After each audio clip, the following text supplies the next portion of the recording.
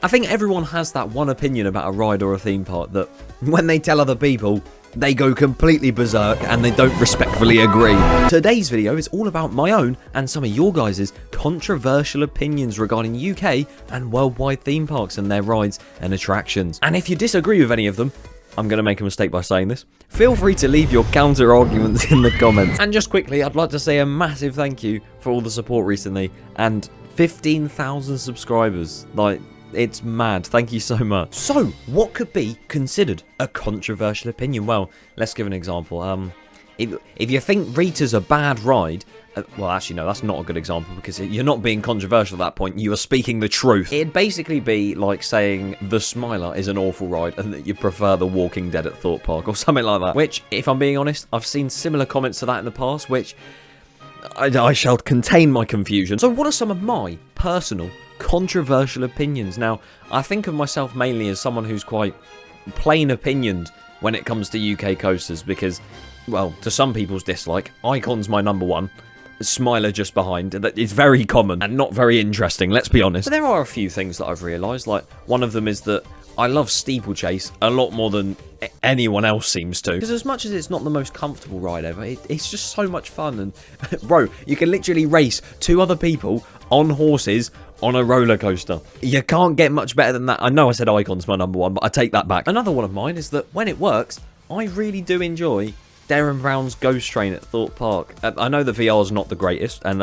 it could definitely be better in places, but I think the concept, all the pre-shows, the sets for each scene and everything, it's really cool. Now, I know a lot of people seem to disagree with that opinion, but I stick by it unless nothing's working inside, which happens quite often.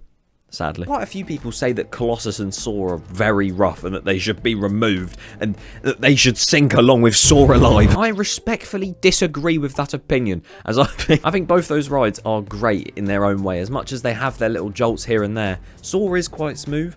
I think it's just the bottom of that first drop that's the problem. And Colossus is the same when you sit further towards the front, because more towards the back, I can kind of understand your point. I also think overall, Wicker Man is top 3 in the UK if you piece together all of its like theming and the experience that it has, because it's such an enjoyable ride and the way it's done, the way it looks is just beautiful. And then on the other end of that spectrum, I am not really the biggest fan of Vampire at Chessington because, I don't know, I'm just slowly falling out of love with it, which is kind of sad, but it is a bit shit. And on the topic of Chessington, their new coaster, I'm not gonna lie, I'm so mind-boggled and lost as to what on earth they're thinking, but I'll save that for another time. And if you want some more global controversial opinions from myself, I think Cheetah Hunt is the best coaster at Busch Gardens, although I haven't done Iron Gwazi. Black Mamba at Phantasialand isn't as enjoyable as Nemesis, in my honest opinion. And another Florida one to cap it off, Escape from Gringotts is the best start ride in the whole of Universal.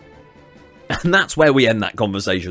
On to your guys' opinions, which, at first glance, some are, quite questionable. Icon isn't the best in the UK, and you know what? Fair enough, because the likes of The Smiler exist, Nemesis exists, Duplo Dino Coaster exists. Thorpe Park is better than Alton Towers. Oh my god, that is quite controversial, because I can tell you there's a lot of Alton Towers fans coming right at you, Sam. But no, I can definitely see both sides of it, because there's multiple advantages of Thorpe Park compared to Towers, like the space in between rides is about 400 times less. And over at Towers, you could argue that they've got like way better theming with like Wicker Man and stuff like that. So, you know what? It's a fair discussion.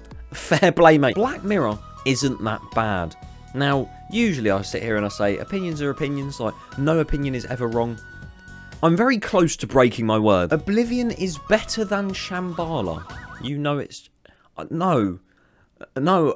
Drayton is now once again amongst the best UK parks. Obviously, they're expanding like mad recently. Last year they had Adventure Cove, and this year they've got Vikings. Definitely excited to see what they do next, and I definitely agree. They could be seen as one of the best in the UK now. Just why did you have to say you're removing Apocalypse? Rita is bad. Now, you see, I disagree, but I also agree. Mutual agreement. Galactica is better than Nemesis, which is better than Wicker Man, which is better than The Smiler.